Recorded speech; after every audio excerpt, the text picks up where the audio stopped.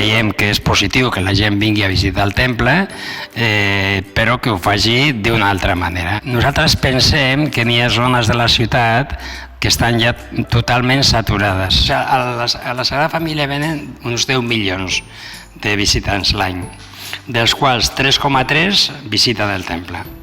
Però el gran problema quasi està en el 6,6 que no visiten el temple i que sobretot la majoria que venen en autobusos turístics del Maresme, de la Costa Brava, de la Costa Daurada, aquesta gent normalment fa una visita express de 3 quarts d'hora.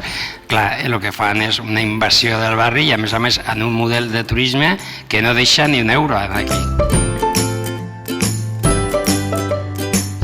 Anem eliminant el sistema de portar-los en autocars turístics i anem creant una alternativa, és a dir, sobre la disminució i una alternativa que no vinguin en autocars, és a dir, que els autocars es quedin a les portes de la ciutat i vinguin en transport públic.